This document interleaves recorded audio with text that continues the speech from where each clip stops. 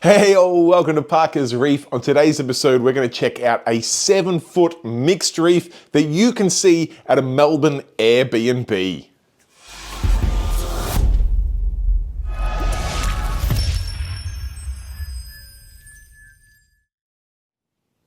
All right, thank you for joining me on yet another episode of Parker's Reefs. And as touched on in the intro, today we are going to check out a house that has a reef tank in it. And it's not just any house, it is a house that you can rent on Airbnb. And this house has a 7-foot long, 1,500 litre, full-blown mixed reef in it. So it's something completely unique that I've never thought of doing before. And I'm super curious to have a chat to Nick, who is the guy who maintains the tank for the owner, who now lives out in the beautiful winery region.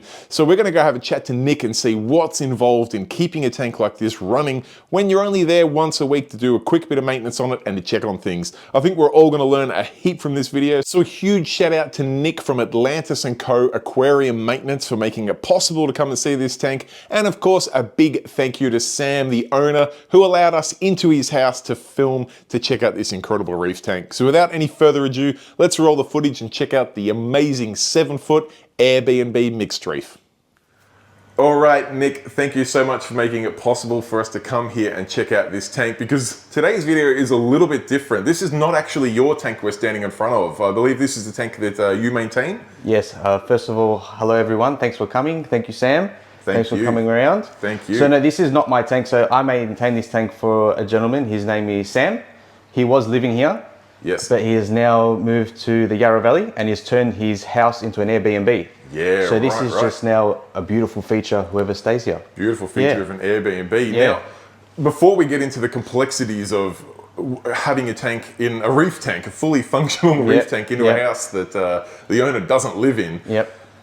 First of all, let's start off with some dimensions of this tank. Rough sort of size? So it's 2.1 by 1 meter, and then by it was about 650. Yeah. So we're looking at somewhere around the 1,400, 1,500, yeah. Yeah, so decent sized tank. Definitely nice and decent, yeah. And this tank is also built by Billy from Starfire Aquatics. Yeah, nice. Gorgeous tank. He's my go-to man for whenever we're building tanks. He's a gentleman. And the rough time frame this tank's been running?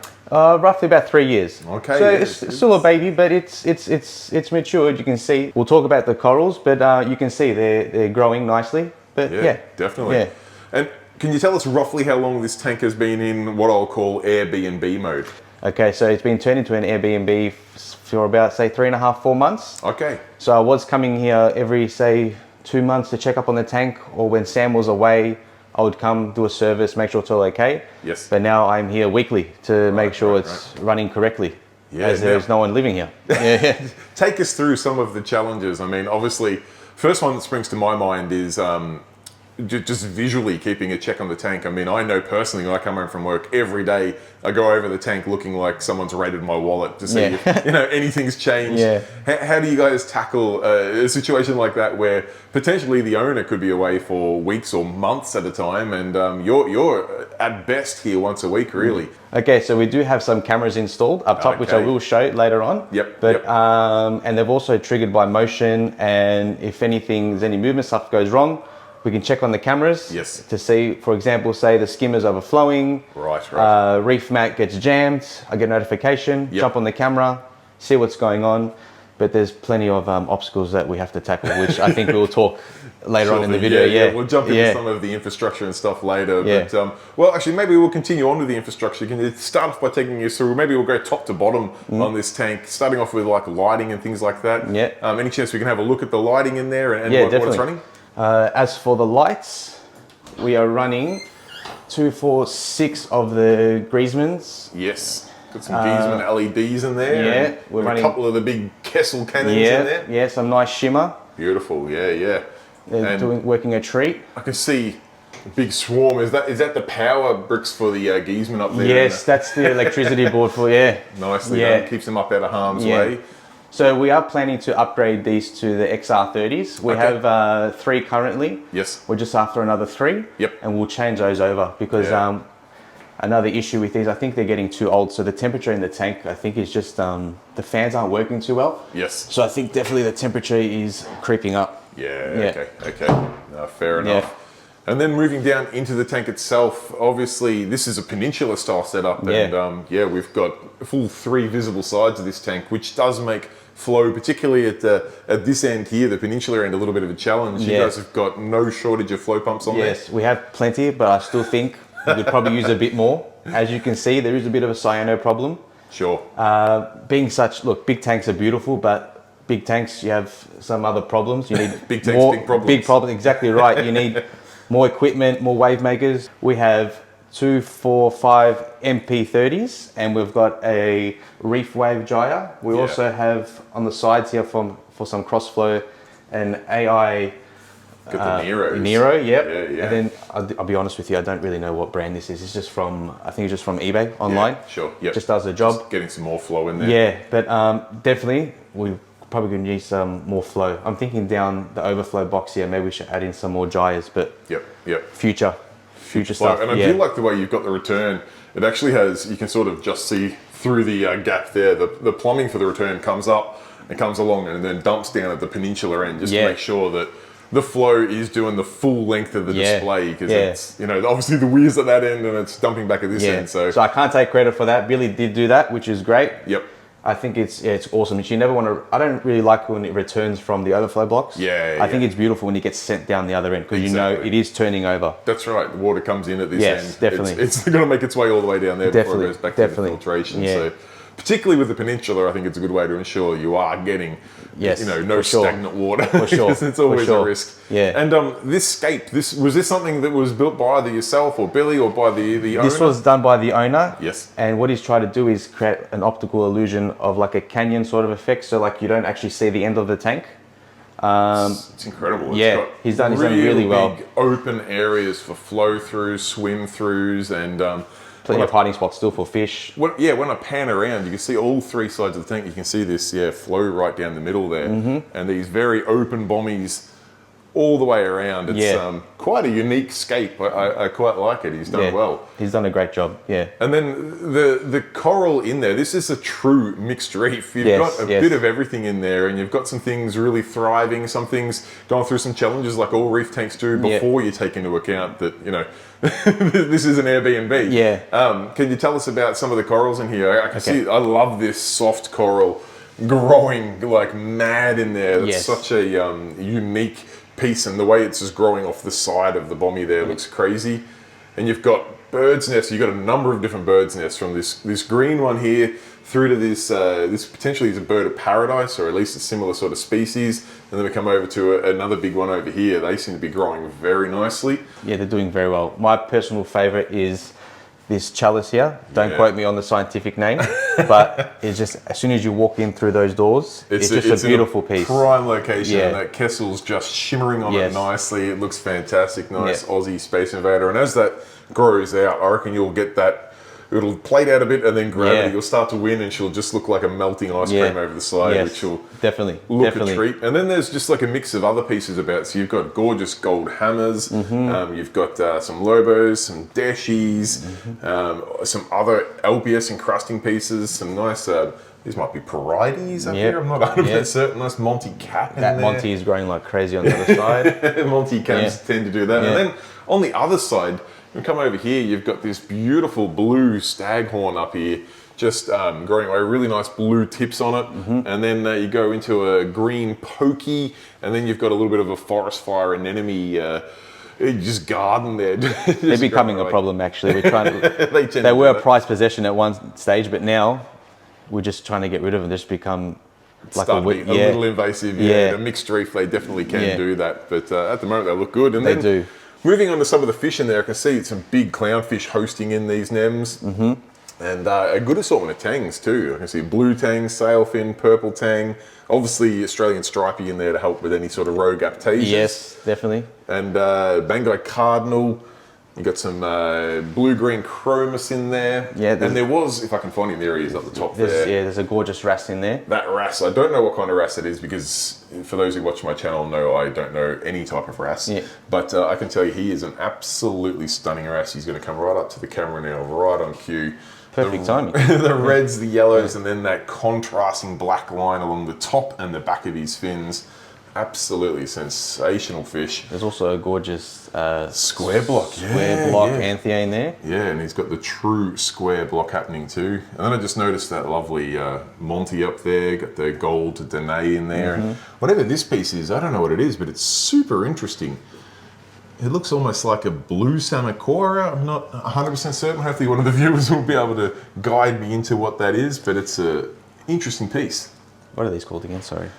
These are Galaxias. Yeah, so we've got to keep this Galaxia separate, as you know. It gets a little bit stingy. Gets a little bit stingy. Doesn't like its neighbours. Yes, I can imagine. Doesn't like its neighbours. And another thing I noticed with the Bangai Cardinal in here, you've got a couple of long spine urchins. There's one just through there. I'll see if I can get so we've got 2 in the tank currently, and they are hosting. They have hosted and laid eggs in there, but unfortunately they haven't made it. Yeah, they do tend to eat their fry, unfortunately. Yeah, it's tough on. I've had Bangai Cardinal pairs for a number of years, and each time the male carries the babies, I feel like he gets another half a day or a day into the cycle before he eventually swallows them. Yep, he gets hungry. Yeah. It's a long time, and particularly when they get into the cycle, they get to the point where they're carrying babies for about 3 or 4 weeks, and then they have half a week to eat before they're carrying the next clutch. So it's not easy being a male Bangai, that's for sure. No. Definitely. And the poor bugger, when you feed the tank, all the other fish go crazy and he gets excited, and then you can almost see the moment when the light bulb goes and he's like, hang on, I can't eat. Yeah, I know. Full of babies. It's heartbreaking to see, but still a really cool mix of fish in here that give plenty of movement, plenty of colour, and definitely a nice variety of corals too, particularly in a tank. I know people out there watching this channel will say, SBS is too hard for me. This tank's got some SBS thriving in there, where you're only here once a week, and I'm assuming your time's fairly limited. You can't be here for a full day. No, I definitely can't. There's other people that need the tanks, attended to also. Exactly. But I'll be honest with you, we've had some issues where the alka's dropped down to 5.4, I think it was. And we're bringing it back up now, thankfully. And look at it, the corals are still going. They look great. They're still going great. Still going great. Nest doing an absolute treat. Monty's growing faster than ever. LPS looking good. I do recommend people starting off, go with the bird's nest. It is an easier SPS to start off with.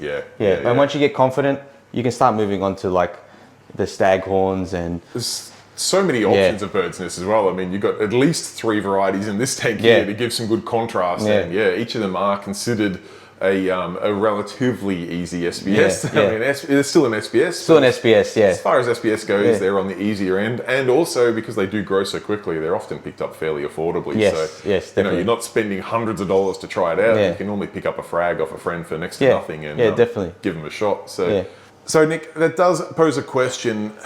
Typically, we try to say don't chase numbers on a tank, just look at it and it'll tell you how things are going. But that's a little bit of a challenge when you can only look at it so often. So I imagine you probably do chase numbers to an extent. Yes. Can you tell us roughly where the parameters are on this system? Yeah, definitely. So I've got a log. So we've got 2 testing. So I do my manual testing with the Hannah. Yes. I'm a Hannah fan. That's what I do use. But then we've also got the Trident, as you can tell. We just compare it. Particularly any automation that's good to run a manual check against, definitely.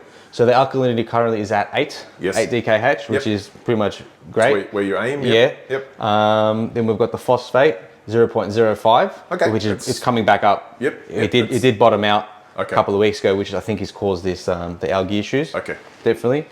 pH 7.4, slightly low. Slightly low. Probably should increase that. Maybe some calc or something. 7.4 definitely on the lower side of things. I'm curious what's the cause there. Definitely.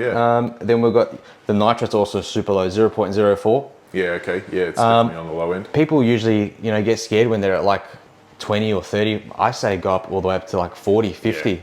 For me, nitrates is the tank needs it. It's food. It's food. Don't ever chase like that 0 mark or like 5 or don't even worry if it gets like I said 20 or 30. Your tank will be fine. Your corals will love you for it. Definitely. And then you got the calcium at 476. Which is great. Up there, nice and high, and the magnesium is at 1320. Which is it's all fairly textbook. It's all fairly good. But we did unfortunately lose a gorgeous fox face a couple of weeks ago. He got caught in the wave maker. I don't know if it was just he got bullied or just the thing we weren't here to see. I was going to ask the question before. I mean, not enough food. when you're dealing with livestock, sometimes you're dealing with dead stock. Yes. And in a tank where you're not here each and every day, I know if I ever see a dead fish in the tank, or even a fish on its way out, you want to try and act as quickly as you can, but obviously that's a challenge. Yeah. So if that happened, say a day after, say everything was looking good, looking fine, and like a day later, they started getting picked on. Yes. I won't be able to see that until exactly, and it might be too late. Yep.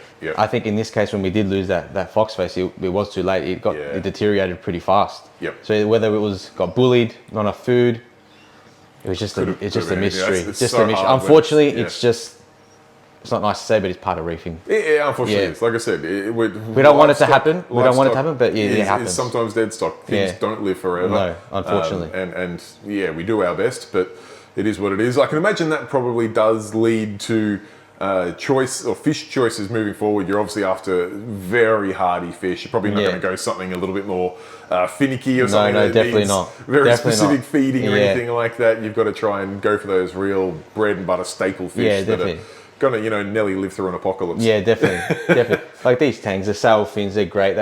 I know the blue tang over there, they're a bit finicky with white spot, but he's been fine. He's eating. He's great. I think once they're established, not too bad. Yeah. I think it's the initial. One, and then once they've settled in, they're great. Definitely. And then you got things like the Australian stripey in there that I don't think you could kill them if he no, I don't think out you of can. the tank for a week. I don't think you can, to be honest. he'll live out of water. Yeah, they're as bulletproof as they come. But he's been okay actually. He hasn't been. I don't know if the viewers know, but so obviously they're a aptasia controlling very fish. popular in Australia at the moment. But unfortunately, once they get to a certain size, a certain age, they might turn and attack some coral. But in this stage, he's been okay. When I'm here, I don't see him picking on any coral, to be honest. He's been pretty good. He's been pretty good. He's smart enough to know not to do it. He probably knows when I leave because he's gone. I'll start picking on coral. I can't see, I would expect him to go for things like the elegance or the goni or even some of the hammers and stuff there. Yeah. You don't seem to have any issues with any of those. No, they've been okay, yeah. I do think it is one of those things where, yes, they absolutely are a risk with corals when they mature, but I don't think it's as instant or as common as spread. I've had some stripies get that big or even bigger, and they've never once looked at a coral. And then when I started having some trouble with coral, I instantly blamed him. I took him out of the tank, and the problems with the coral didn't stop. So I felt so guilty. He became one of my favorite fish. So I've learnt my lesson now. Unless you can see the smoking gun, don't blame. Yeah, for sure, 100%, for sure. For sure. What else? The chromis are great. They're hardy, but as you know, they do pick each other off every now and then. Yeah. They are beautiful schooling fish. And even the bangais, they've been great. I know they're a bit finicky. We were talking about them before, but they're super happy. They're eating. Actually, you could see they're eating the flakes, the pellets. They're usually just on the brine shrimp, but I never have an issue with bangais getting their elbows out to get some food, despite being what looks like a fairly passive fish because they don't swim a lot. When they want to feed, they feed. There's they let you know about it. They get out of my way. But they've been pretty good. Other than that, just unfortunate about that fox face. It happens. Every other fish has been pretty. It's been very good actually. It's been really good. Maybe that's the key. We always say about sometimes hands out of the tank is the best. I agree. You've got no option here. I agree. I know. I do agree. I think the less I know, we want to chase numbers, we want to fix this, but it's never going to be perfect. No. And every tank's different. You know what I mean? Say I service 50 tanks, not one of them is the same. I'd be lying to you if I said that they're all the same. Exactly. And they've all got their own problems, and then something might fix one person's tank, and then something won't fix someone else's tank. Absolutely. That's just the way it is. And that's the draw to the hobby. It's not easy. It's not. There is not a textbook you can read and know everything. No. It's all very unique. It's livestock. Every single creature is different. Combinations of those creatures are different. So it just it's not that plug and play, unfortunately. But I say unfortunately, but that is the lure to it. We want to try and be the master of our reef tanks, and that's what makes it interesting. This is what I love about the hobby. I don't think you can ever master it. No. Even if you've been doing it for, say, 20, 30 years, yes, you've got great experience. Yes. But you will run into something that you've just never encountered before. Yeah. Which is which I love. So I've been doing this for 15 years now. Yes. And still, when I see a new problem, I actually love it because I learn from it. Yeah. I take it on board. Yeah. I won't make that mistake again. Yep. Yeah, which is great. So just don't keep your cup full. Definitely. Always leave room to learn more. Solid advice. Yeah. I'm curious to see in the sump side of this system, and also just to hear about some of your maintenance that you do on it, and how you tackle things as an Airbnb reef tank. Because so we'll start with the we'll start from these cabinets here. Yeah, sure. We'll start off with the return pump. Yes. We currently have a Mantis cycling the tank. Yep. Following that, we have an Aqua XL skimmer. Yes. With the external pumps running a treat. Beautiful. I'll run through the rest of these when we go through that, the finer details. Yep. We do have a pair of inkbirds controlling the temperature in the tank. Yes. We'll come over this side, Sam. Sure. Can you get in here? Yeah.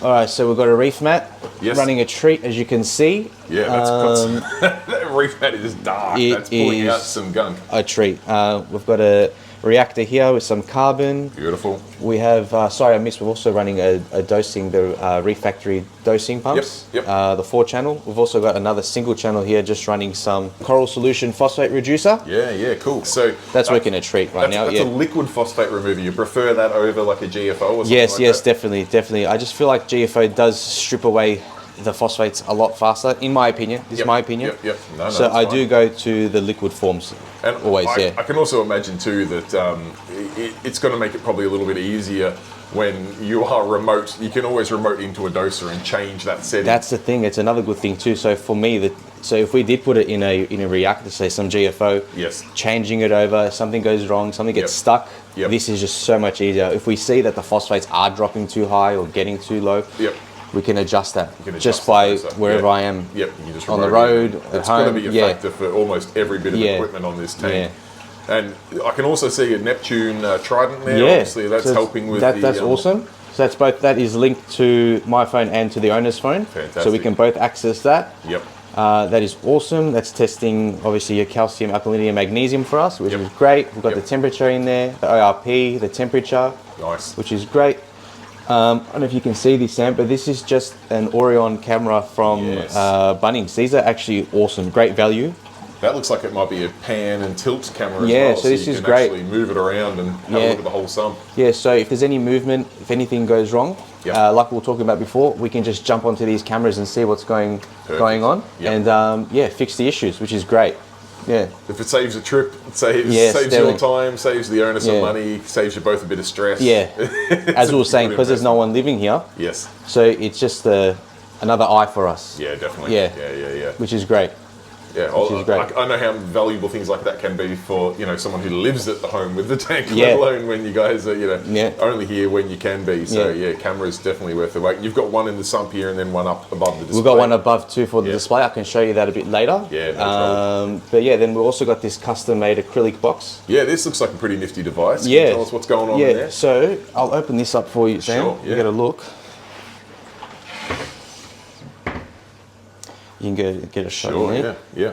So you can see the RO is tuned in to the top of the box there with the float valve. Yep. So that is just topping up, and obviously once it hits the float valve, it will shut off. Yep. So once that's filling, I add in the salt. We've got a Jabo wave maker down there to mix it up for us. Yes. Once it gets to the 2.5, 2.6, the magic numbers. Yep. Ready to go. Perfect. Yeah. And you have that set up. I got a little bit of B-roll before because I got here while you were doing your weekly maintenance. You set that up before you go, so you come here once a week. Yep. You add the salt in, get the obviously the water running, so it can be sitting there mixing. So that when you come next week, you've got a 200-litre water change ready to go. That's it. That's correct. And obviously, we can't get it perfect. So as you see it now, as it's filling. Yes. Once we finish this film, I will chuck in some salt. Yep. Using our Atlantis coral salt. Yeah, only the best. Yeah, only the best. Only the best. Get onto it. And then I'll come in. As soon as I arrive here, I'll check it with my salinity checker. Yep. See where it's at, and then we just adjust it from there. So while I'm scraping the glass or doing something, the skimmers, cleaning the skimmers, I'll add the salt in and just adjust it until it gets just doing a little fine tune. Fine tuning, You've got the salt mixed, ready to go. Yeah. And you've also got it right by your foot there. You've got a drain there. Oh, this is a lifesaver. The owner put this in. Very good idea. Very good. I've come in here before. I'm not gonna lie. I've been in here before. I walked in. It's been flooded. I'm like, what has gone wrong? Like I said, these things happen to It us does. who live at Yeah. the tank. So I can imagine when you've got a house that's getting rented out, you've got different things happening, and just people not attending to the tank every day. You have to cater for the worst case scenario. We do. I'll give you an example. So what happened then? So this float valve, it failed, and it actually overflowed, and the RO tipped over, and then luckily, the way the gentleman designed it with the drain, and it saved it. Yeah, it saved the floor, saved the tank, saved the house. Yeah, it's good. And also when I'm doing my water change, I just put my siphon in there, send it down the drain. Yep, it's awesome. Perfect. I don't lift a finger. Saves you lugging buckets around. Yeah, it's awesome. I can imagine there would be times you come and do maintenance when this house is currently Airbnb. At the moment, the place is vacant, so we're not interrupting anyone's holiday today. There'll be times if someone's booked it, for like a Grand Prix week or something, that you've got to come when they're here, and you obviously want to be in and out as efficiently as you can be. Yeah. That works well. Yeah. What about some other challenges? Like obviously we talked about, you've got the cameras to keep an eye on things. You've set the water change system up so it makes it a nice little in and out job. Or some of the equipment, you touched on the skimmer drain. You obviously have that set to a external collector. And then so we'll go back to the skimmer. Yeah. So as you can see, we've got it draining into just a drum here. I think it's 20 litre drum. Yep. And you can actually see it's connected to an Apex liquid sensor. Can you get that? Yep. Got the Apex sensor there. So another fail-safe, as there is no one living here. Yes. So this is connected to obviously the Apex, and once it reaches to a certain level, for whatever reason, the skimmer just keeps overflowing. Yes. It will shut it off, which is another fail-safe for us, which is great. Last thing you want to do is have a skimmer overflowing when someone's booked the house for a hen's weekend away or something. And they get a nice smell of skimmer. No one wants skimmer going through the floor. So clever little additions like that just to make sure the system can operate and also not operate. You can turn it off when things aren't going to plan. And if you can't be here till the next day, make sure that, damage is stopped at that. We'll stay in this cabinet. There's so we were running the DOS. Yes. But there is for some reason some power outages in this area. Okay. Quite frequently. Yeah, right. So every time the electricity comes back on, for some reason something happens with the IP address and it doesn't connect to the brain. Yep. And it just won't turn on for whatever reason. So we just left that there for now. It's not working. It's working, but it's not on. It's not not dosing. And so we've just referred back to the Reef factory doses. Yes. That's another challenge. Power outages. Power outages are a challenge with the Reef tanks. Universally, that's for sure. Yeah. Another thing. So we did have Sam was running a automatic water changer. Yes. Okay. But that's another thing that we had to stop because for some reason, if he just kept emptying or kept topping up, it would have been either running dry or overflowing the tank. Yes. So that's another thing. So that's why now we just manually do the water change. And it's just more of at ease for us, for both of us. Exactly. Well, like you're going to be here once a week anyway to check on any corals that have fallen over, clean the glass, check all the equipment. The way you've got that water change set up, and you've got some plumbing and stuff there to make it quick and easy. It's probably a lot safer and easier just to have you do that while you're, you can be pumping that while you're cleaning and doing some other stuff. So one of those things you don't need to add a complication if you don't need to. Yeah, for sure. Ways you can make it more simple. Yeah, for sure. All right, Nick, one of the other questions I have about a tank that is in an Airbnb house is obviously something we need to do at least once a day with our tanks is feed. Now, I'm assuming you've got some auto feeders on this tank? Yeah, so we've got one of these Aqua One auto feeders in place. Another challenge we have is we can't actually feed our fish frozen food because as people will be here, we can't keep mysis in the fridge, unfortunately. So we are feeding, just open this up so I make a mess. Go for it. Some flakes and just some pellets. Yes, nice little mix in there. Yeah, fish love that. I'll do a manual spin for you, for you guys, so you can see. Fish love it, and that is turning twice a day. Okay. It is open up all the way, so you'll see they do get a decent amount. Decent amount of food. Yeah. You definitely want to be making sure they get plenty, not underfeeding. Oh, yeah, that's a nice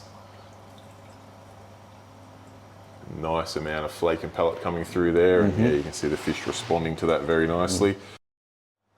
So Nick, obviously when you're restricted to feeding just a pellet or a flake, as most of us, our go-to food is a frozen, you're obviously got a good focus on the nutrition and making sure the fish are getting everything they need, and also feeding just a pellet and flake that they're actually readily going to eat.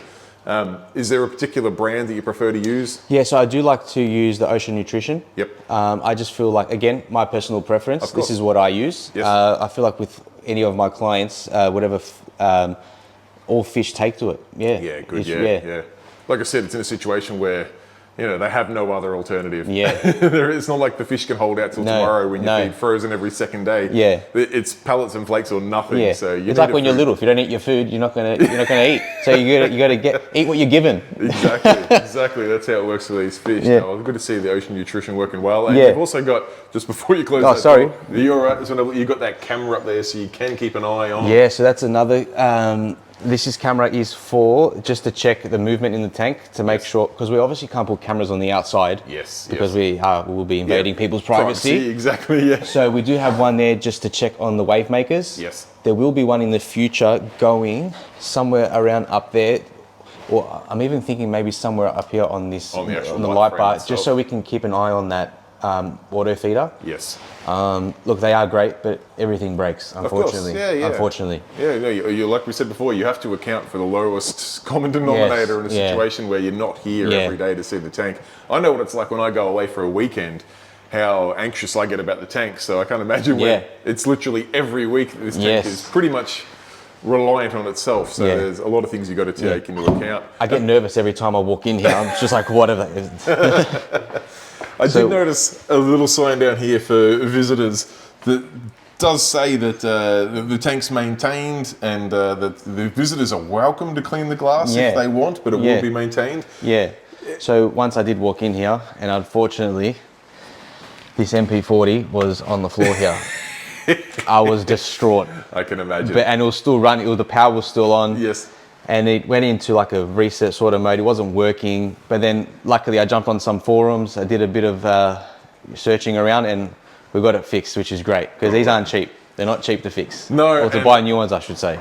I know that they tend to not like hitting the ground too much, the dry sides. It tends to, first of all, they go noisy on the first drop, and then the second drop, they tend to just stop spinning. Yeah. So I told Sam, like, Sam, can't let this happen again. I think we should just glue it. So what we did is we just glued it to this inner frame that it sits in. Perfect. Just in case. Yep. So just in case. It's going to take a little bit more than a casual bump to get it off the glass now. Just another problem that we have because it is, we're sharing the house with other people. This is it. Yeah. This is the challenge that we have. Exactly. But we're making do. We make do. We can do. Now, speaking of challenges, can you take us through, you did touch on before, you got a little bit of cyano in the tank. I'm imagining you've got a whole swarm of challenges you would have to face in not just a reef tank that you're only here once a week, but just a reef tank of this size. I mean, all reef tanks have challenges, otherwise, let's be honest. Yes, they do. You'd be lying. You'd be lying if you say you haven't got any challenges. Exactly, but I can imagine the challenges are tenfold in a system like this where, you've got visitors in the house all the time. You're only here every now and then. Yeah. Can you take us through some of the things you're facing? So we'll start off with this beautiful elegance, even though it is infested with flatworms. He does have a few on there. Look at them on there, those little red bugs. Having a party. For those who haven't seen a red flatworm before, that's what they look like. But I've got to say, the elegance doesn't seem to be too affected by it. You can see a little bit. He has receded a little bit. Yeah, okay. I will give that a dip today, actually. Yep. Get those red bugs off there. And definitely. try to move them on. What else? I think... What about when you're feeding pellets and you're feeding a decent amount of pellets each day because you want to make sure these fish are getting food. No one wants to find when they're renting a house that, a fish floating in the tank. Yeah. I can imagine that would contribute to some decent organics like phosphates, nitrates, things like that in the system. Obviously, you're challenging or tackling that with you got the reef mat, which is pulling a heap out, but also then the liquid phosphate remover and water changes as well. But I can imagine you're going to face some other challenges like some algae or cyanos and things like that. Yeah, definitely. Okay, so we did bottom out with a little bit with the nutrients when it comes to the phosphate. I think this is the cause of some of the green hair algae that you have probably seen in the tank and the cyano. I think we actually should add in another auto feeder just so we can increase the daily dosage of food. Just in case, because if I'm increasing that food in there, say to 3 times a day or 4 times a day, it won't be enough. It will run out before I'm back here. Yeah. And obviously I can't be here every day and every 3-4 days. So I do think we'll put another one in. Yep. And say I'll drop that to 2, let that go 2. So it'll be like 4 feeds a day. Yes. But it will still be enough. They won't empty out by the time I'm back. Yeah. So that's a funny thing. I didn't think of that. I was like, why would you put another feeder in? Just make that one spin more often. Yeah. But yeah, then it can only hold. It's another challenge. Yeah. And there's no one here. These are all the factors that most reef keepers won't consider because, you can only top it up so often. Yeah. So that's an interesting thing. And yeah, I can imagine, the cyano does often come about when you've had, a little imbalance in phosphates and nitrates. And the temperature too, as we were talking about before. So it was reaching about that 27, like 26.8. It's high. It's definitely high. getting in the upper edge of the window, that's for sure. So yeah, not cyano, I know it's with flow, but it's also with temperature. And like you said, with fluctuations of your nutrients. Yeah, for sure. Which is definitely a challenge. But it's getting better. It's getting much better. Cyano is something I find in pretty much every tank around, Victoria at the moment anyway. Probably in Australia, there's something to do with the change of seasons as well. And you could be right with the temperature related, or there could be something in the weather. It definitely, all tanks seem to go through a little cyano spare at the moment. And if you've been dialing in those phosphates and nitrates and dealing with some higher temperatures, then they're going to definitely run havoc. But I got to say, you've got a couple of little patches of cyano that I'd say are less than what I've got in my tank at the moment. You talked about a green hair algae that I can't see in there. Oh, it's in here, Sam. It's in here. You see this middle part here. So this actually was, I think that was another bird's nest. Correct me if I'm wrong. Or was it looks like some sort of bird's nest. So you can actually see that whole piece got covered with a... we actually lost that piece when the alkalinity dropped, to be honest. And then it just got covered by the algae. Well, that's the thing. When you lose a piece and there's some fresh skeleton there, they go all over it. They love it. That's when it comes in. They love it. But at least it's going to give those tangs another source of food. They can nibble away on that. Yeah. So other than that, I think the tank, it's going good. It's going good. Like we said, we do have our challenges. Yeah, of course. But we're getting through it. Between me and Sam, we're talking. It's great. It's good. Does bring me to the question, future plans. You're 3.5 to 4 months into this new stage of this tank's life of only visiting once a week. Yeah. You did touch on that you're looking to replace the Giesman LEDs, as they're a number of years old now, with some Ecotechs. Any other plans for the tank? And the auto feeder, obviously, but any other plans, whether it just be for growth of the tank or whether it be for ease of maintenance? Yeah, so I think we're also going to add in, because as you can see down here, if we open up, so the owner is making up his solution of calcium and bicarb, the dose. So we're just dosing 2-part at the moment. Okay. You can see there is a CO2 canister there ready to go. Yes, we've got plans for something to replace those dosing containers. Yes. It's just convenient because Sam's far away. Yes. I'm opposite end. So we'll usually meet up. He'll give me the solutions. I'll just swap them over. So once we replace it with a calcium reactor, I think it'll be a lot easier. We won't have to replace those for definitely a long time. Less hands-on with the calcium reactor. Once you get that dialed in, it can just do its thing. And I do think the tank will benefit from it. Definitely getting all those extra nutrients, all the trace elements and things you get from the calcium reactor. Plus, you just get it's a smooth delivery. I think particularly tanks of this size. I mean, we're talking near 1,500 litres of full-blown mixed reef. I think they benefit from a calcium reactor anyway. Definitely. But you add into the fact that, this is a tank that really needs to be as light touch as possible. I think it's a match made in heaven, really. Yes, definitely. And I think you'll see some really good explosion of good things when that calcium reactor is dialed in. Any future plans or any other challenges you think you need to overcome with this system? Right now, those are probably it. I think that's enough. I think that's all I can handle right now. But so far, it's just making sure everything's fail-safe, to be honest. The fish are like eating, but things are going to break. It happens. Overcome challenges as you go. It happens. Venturing into a pretty unbeaten path here in a tank that people aren't here too often. I know through your business, through Atlantis and Co, you obviously do servicing of a lot of tanks, and some of those are possibly a little bit similar, maybe some hotel tanks and things like that, where sure, people see them every day, but they don't have a reefer's eye. They're not looking at the things that you and I are looking for. But this is a system where the only people that see it throughout the week are people that that, to be honest, probably don't care about the system. They're here for a night or two in the city and they're off again. Yeah, it definitely is a challenge that, you're taking on head on, which is exciting to see. Yeah. All right, Nick, I really appreciate both you making it possible. I reached out to say if there was any tanks. I know you service a bunch of incredible tanks, and I reached out to see if there was any that we could come and check out. And thankfully, the owner of this tank was more than welcoming having me here film, which is incredible. I appreciate you taking the time taking us through this system, because it's definitely got some unique aspects to it that definitely myself, and I'm sure a lot of the viewers out there, would not have encountered before. And it gets the old mind thinking of how you overcome those things, and ultimately that creates situations where we can all benefit from, because whether you see the tank every day or not, we all like to come up with things that are a little bit more fail-safe. So incredible job. I do really appreciate you making it possible. And for those who want to find out more about the servicing you do, is Atlantis and Co. They can jump so on we've the got our website. Facebook, we've got our Instagram, we've got our website. And you'll probably see us on the road. Our van's wrapped. You can see us. Definitely. You'll see us on the road. I'd like to say, firstly, thank you, Sam, for coming. Appreciate it. Actually, it would be nice to come back in a couple of months or so. Once everything's been updated, the lighting, we fix that CO2, we get in that, put in that calcium reactor.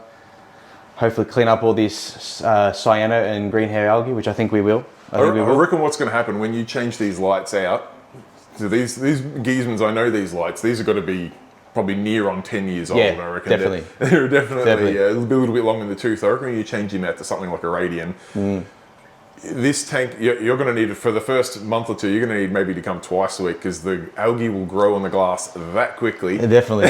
We've got to start at 10%. Start bringing it up slowly. It's so much more energy into the tank, but ultimately, I always tell people algae on the glass is good. It's a great sign. That's life. Definitely. And photosynthesis is life. That's what we want in the tank. Definitely. Ultimately, it will be a fantastic outcome. But in that short term, it's gonna create a little bit of work for you.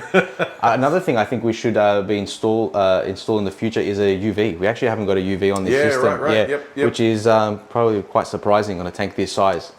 But that's definitely in the talks. Definitely become one of those things that are staples these days. And I think, in the system, in this sort of situation where, you're not able to check the fish for any sort of, any parasites or anything like that, a UV on 24/7 is going to make that a little bit more, a little bit more of a fail-safe, which is, as you say, just one of those challenges that you overcome as they present.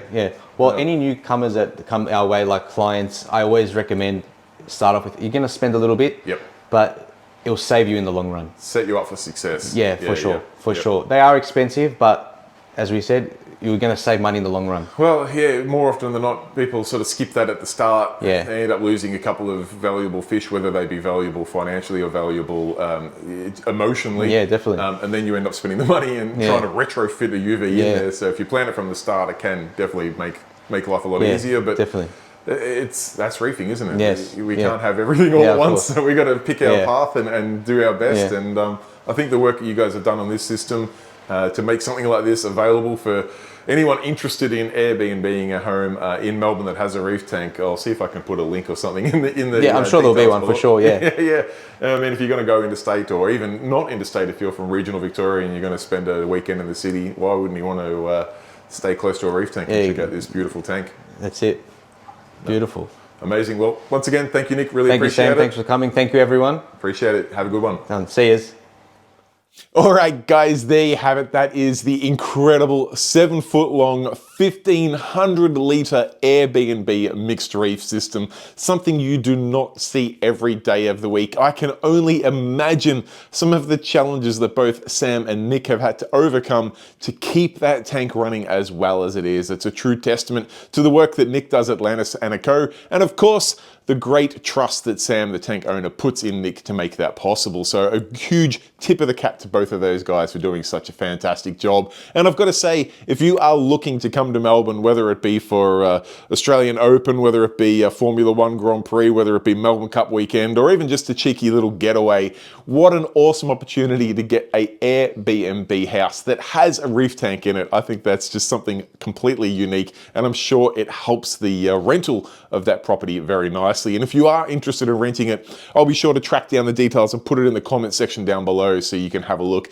and see if you would be interested in renting this property in the future. Now, I don't have a lot more to add. I will just say that if you do have any questions, comments, feedback, anything like that at all, either for myself, for the tank, the 7-foot Airbnb tank, or just anything in general, feel free to pop it in the comment section down below. I do personally reply to each and every comment there, so it is by far the best way to get hold of me. And I do have to give a massive shout out to all of my channel members. Their names are on screen right here now. These guys chip in a couple of bucks each and every month to make videos like this one possible. So a huge, humble thank you to all of my channel members. And of course, for the roughly 30% of you guys out there that watch these videos who are not yet subscribers of Parker's Reef, please consider doing so. It takes 2 seconds of your time. It costs no money whatsoever. There is a subscribe button in the bottom corner down there. That helps the algorithm promote my videos to an even wider audience, which I truly do appreciate if you can find the time to do so. And the added bonus is you should well get a notification next time I release a video, which is the same time, same place each and every week. So please consider subscribing if you yet to do so. I don't have anything else to add to that, guys. I look forward to bringing you some more videos. I do have an update on the Dream Reef Tank coming in the next couple of weeks. I'm trying something new there, something super, super interesting and a little bit top secret. So bear with me over the next couple of weeks. We'll get that video out and see how things look from there. But other than that, I will look forward to seeing you then. Till next time, stay safe, keep reefing. Cheers, bye.